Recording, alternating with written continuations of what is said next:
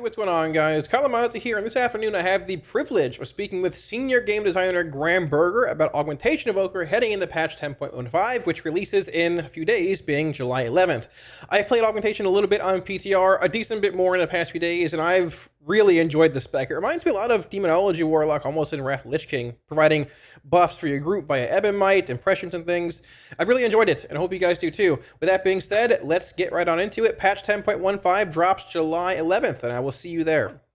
Hey everyone, I'm Kalamazi, and today I'm joined by senior game designer Berger, and today we're going to be discussing Augmentation Evoker heading into patch 10.15, which is coming out in less than a week at this point. First of all, thank you for being here, Graham. I appreciate you taking time out of your busy schedule. Super excited to be here. It's going to be awesome.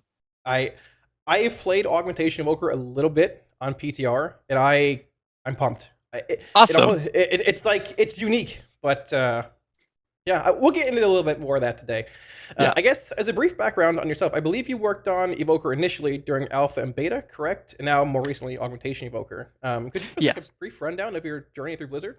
Sure, yeah. So I've been at Blizzard for about 10 years. I started in quality assurance, doing game testing for World of Warcraft and a lot of the games at the time, and then moved into design on the development team about 2 years into that. And I've done a lot of stuff on the game. I worked in rewards initially, so doing like quest rewards and dungeon items and things like that for Legion, Cool. and then transitioned over to the class team, and which is now called the combat team, around Battle for Azeroth, I think. And so I've worked on different classes and progression systems, soulbinds and covenant abilities and things like that. Awesome. And then for Dragonflight, I was the kind of design lead in charge of Drakthir Evoker. So seeing all the class and combat side of that feature to fruition, and working with our engineering and artists and quest designers to kind of bring it all to life. That's awesome. Like I said, I played Evoker during beta, and it's the one alt that I still sort of maintain. Like, I have two Warlocks, but I have an Evoker at like 430. I keep opening the same item in the Great Vault every week, so it just stays at 430. But I mean, maybe we can work on that at some point. But yeah. No, that's awesome.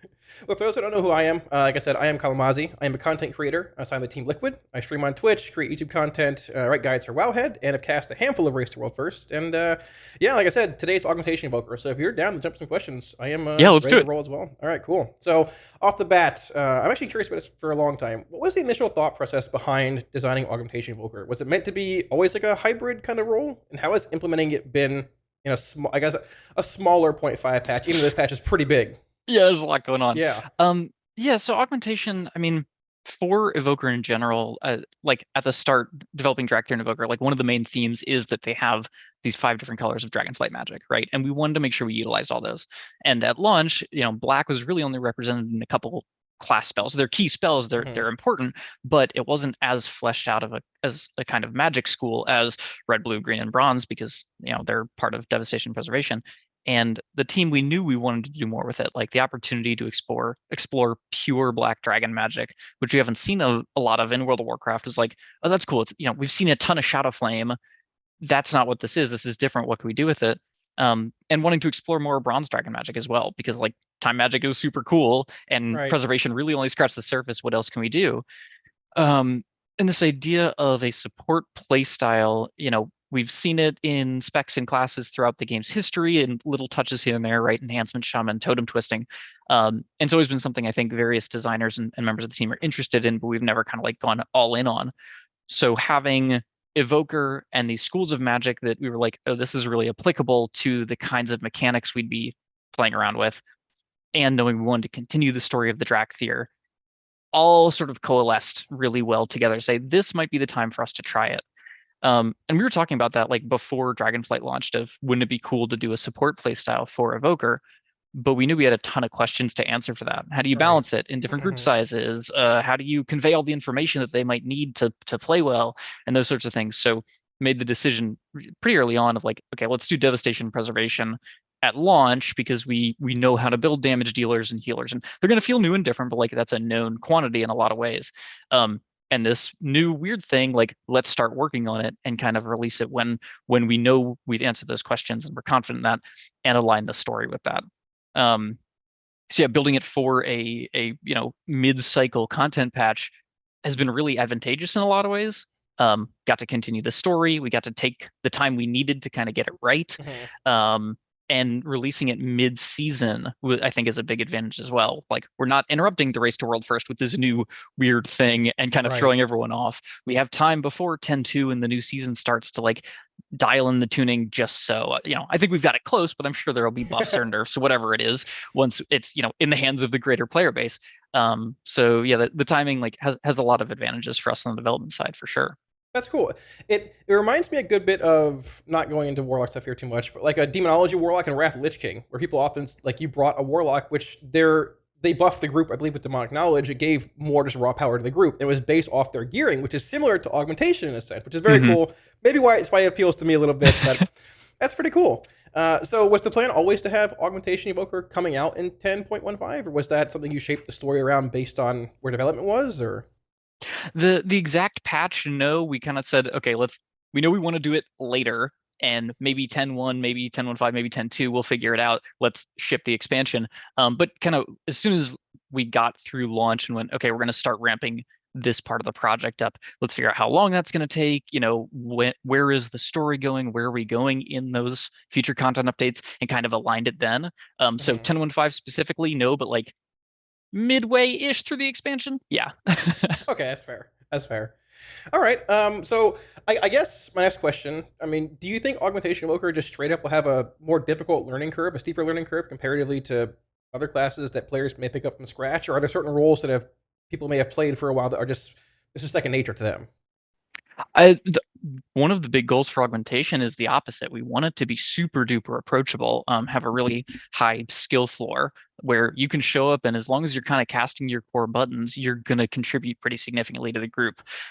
We see that in their core DPS rotation being relatively more straightforward than on even Devastation or another DPS, and the buffs and a lot of their utility having all that auto targeting capability of, Ebon Might picks the 4 nearest DPS, and Prescience will pick a nearby ally or a nearby DPS. Blistering skills will go on the enemy's target to automatically hit the tank. So it is new for WoW, and I think players who are have played DPS for a long time, it might be a mind shift change. The target audience for augmentation, though, is more, I don't want to put anyone in a box, but like it is like for altruistic players, people who I suspect are currently playing healers and tanks because that's kind of the most help your group role we have. Hmm. Augmentation is probably going to appeal to them because like here's another way to help your friends that isn't keeping them alive. So hoping those players will come and try it out, and maybe they haven't enjoyed DPS in the past, but this is kind of the way for them to get into that role. That's cool. At the same time, if you can help them and flex on them in the end by being first in DPS, it's a win-win situation, right? So Yeah, exactly. it Everyone's works well. glad you're there. Yeah. All right, cool.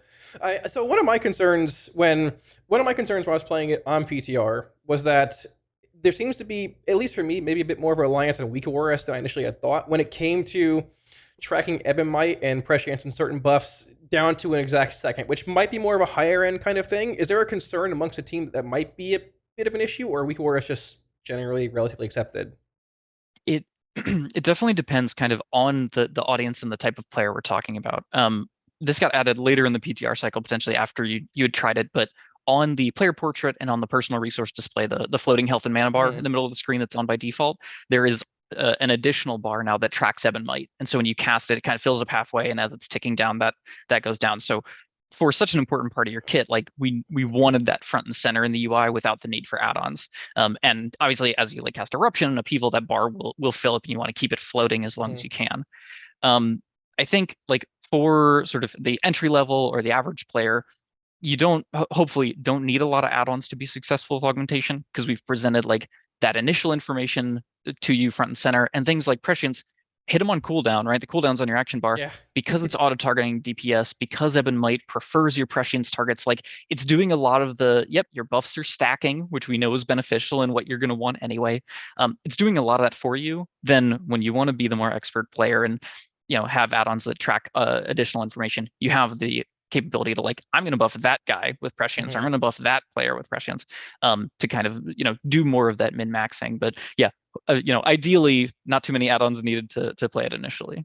That's fair. It When I first saw it and read about it, it was sort of like the crest system when it was first spoiled for 10.1, where this is maybe a bit overwhelming, but when you got in the game and played with it, it was like, oh, this is actually like pretty straightforward. Like obviously, I want to track Ebon Might somewhere, which you mentioned. Sure. It's great. It felt so fluent in a sense comparatively to where I thought it might be just reading it. It's actually, it feels like it's been around for a long time in development, which maybe it has been, but I mean, it feels great. So No, glad to hear awesome. it.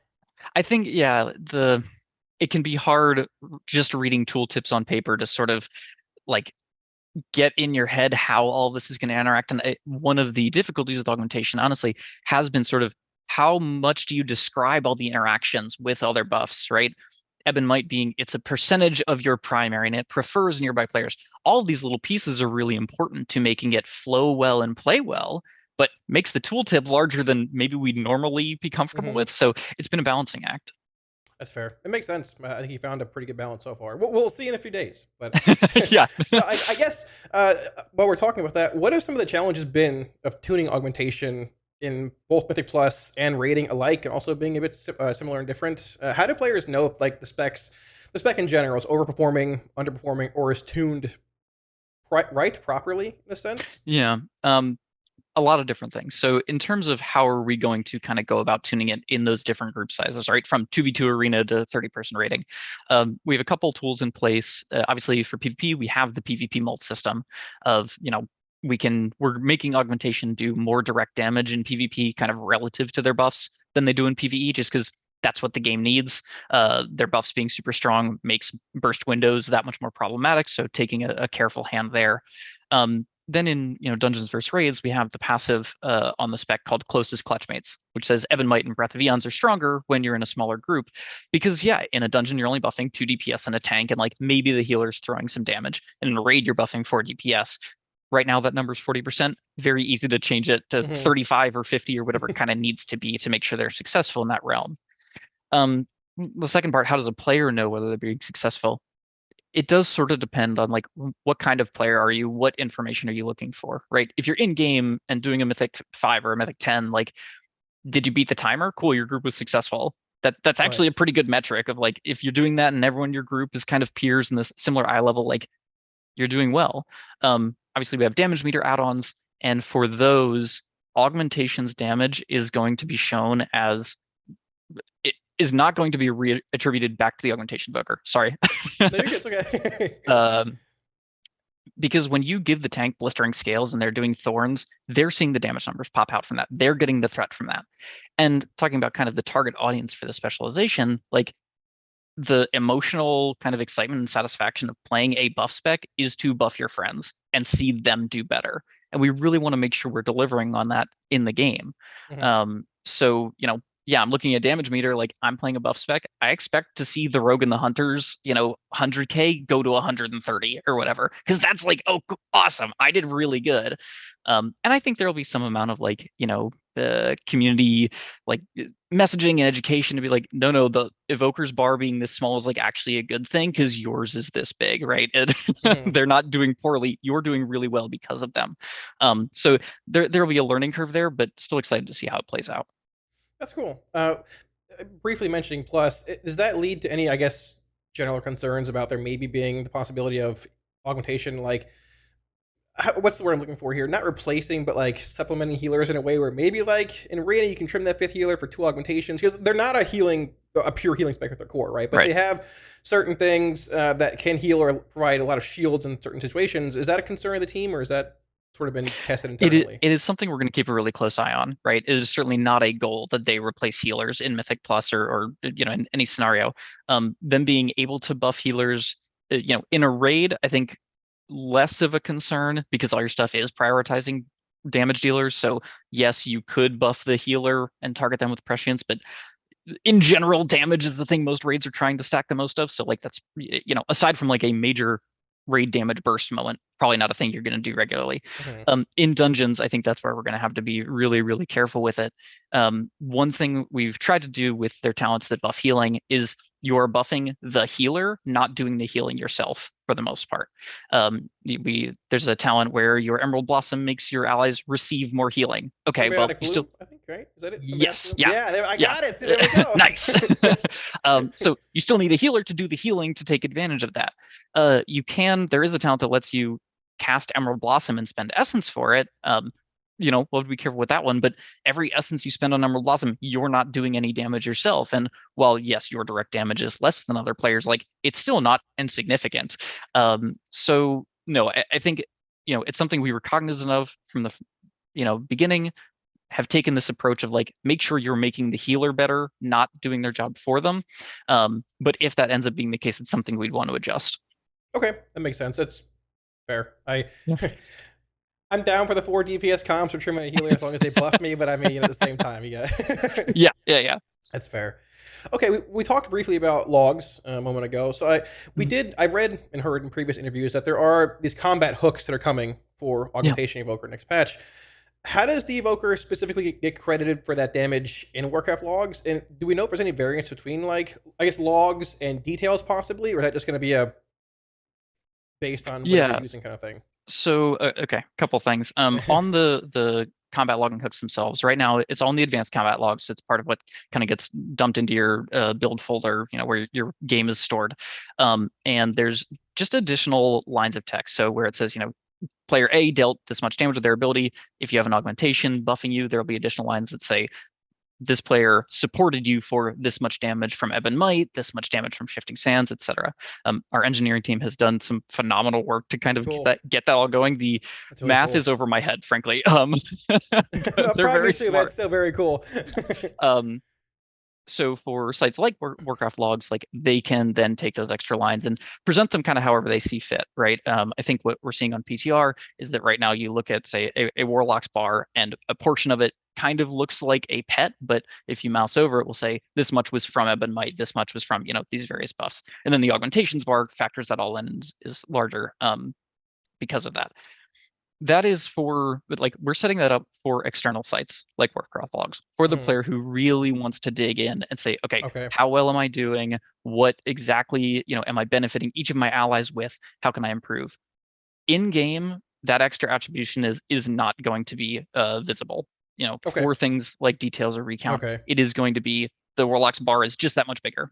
So yeah, in game though, for add-ons like details or recount, those extra lines, that attribution won't be visible. It's really important to us that, the Augmentation Evoker, they're playing the spec because they want to see their friends do better. And so if their, kind of immediate feedback is like, you're the same as everyone else, and your friend, didn't notice you were there, that's not really kind of accomplishing the promise of the spec. So that's what we're going with. Okay, that's cool. So I guess sort of relating to that, Power Infusion, things like Wind Fury Totem, other buff-based effects.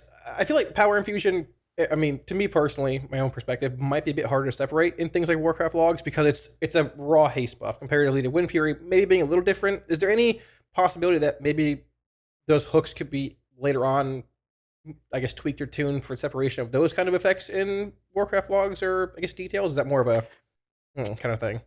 Yeah, it depends. It comes back to sort of a philosophical discussion that we've been having throughout this whole process. Things like Wind Fury, or folks bring up like Arcane Intellect or Chaos Brand. Those are, and I think Ian said this in a recent interview as well. Like those are perks, right? You are not tuned around those. You're not tuned around giving 5% magic damage to the group. So attribution doesn't really feel appropriate in that case. Whereas augmentation, you're replacing your own damage with these buffs, and we want to make sure you have a way, if you desire, to kind of measure that. Power Infusion is an especially tricky one. Philosophy aside, haste is like super complicated. Yeah.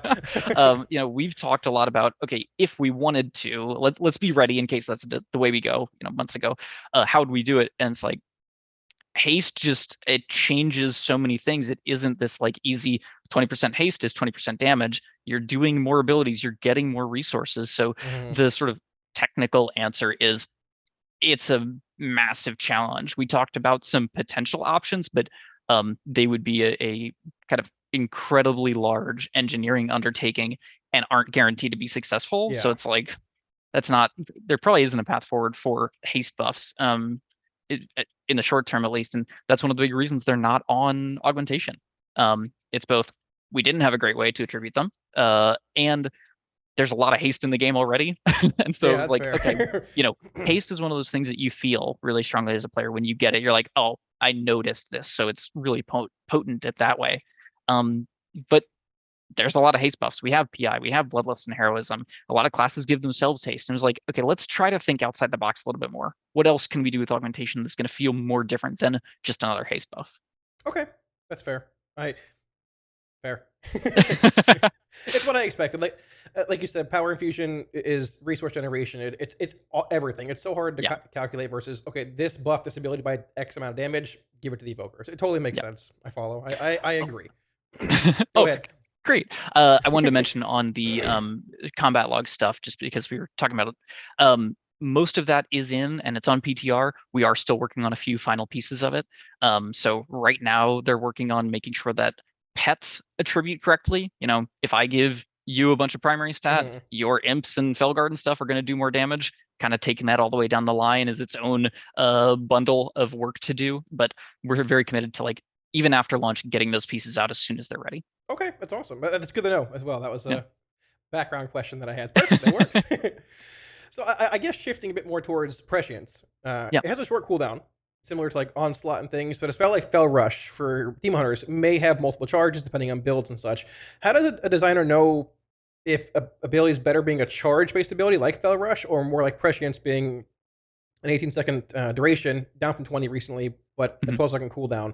And is the team concerned that might lead to longer pull timers on bosses because you want to cast Prescience early for that extra 6 to 8 seconds of buff on somebody and then go again? Or is that just part of the, So, no, awesome question. At a very high level, sort of talking about design of World of Warcraft combat in general, it really depends on kind of the goal for the ability and how it fits into the greater picture of the rotation, right?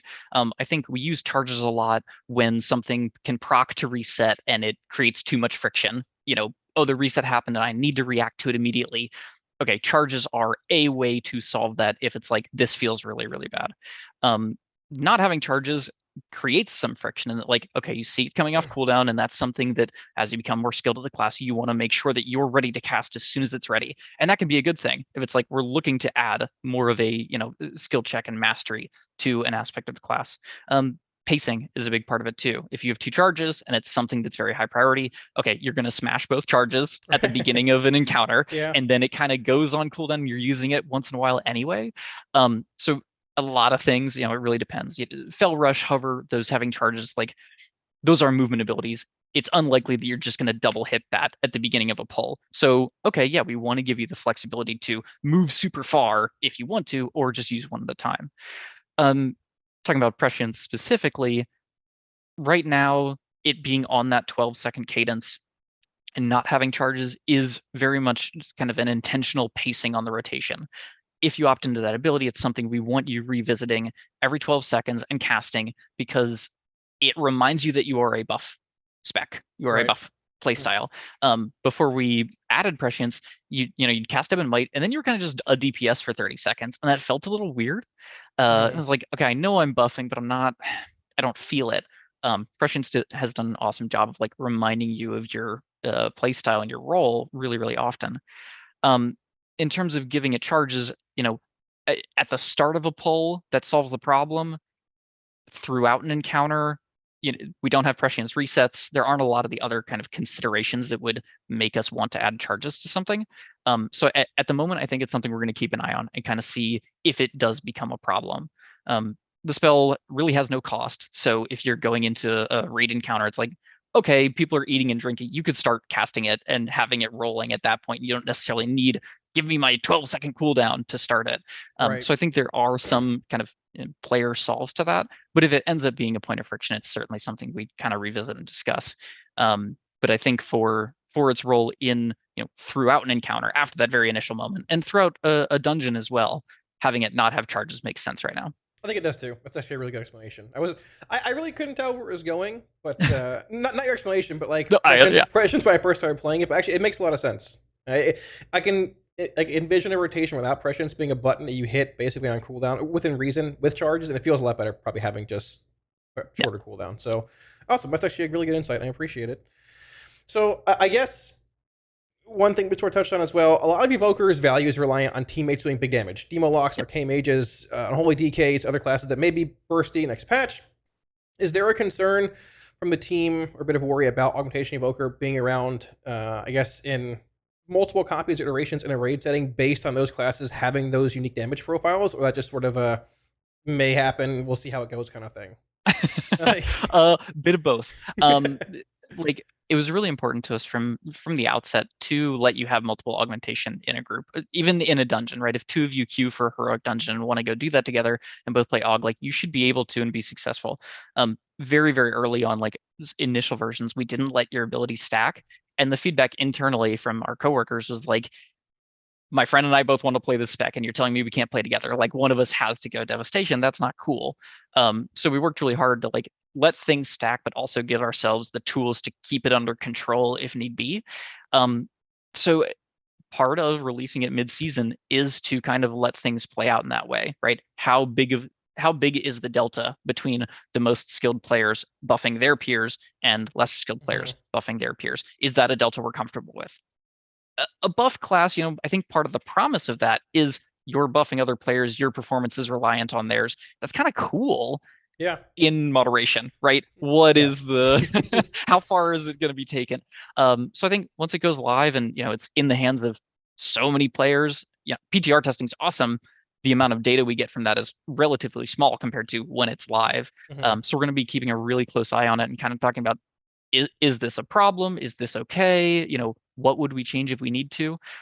So philosophically, we want you to be able to bring multiple augmentation evokers and have them play nicely together.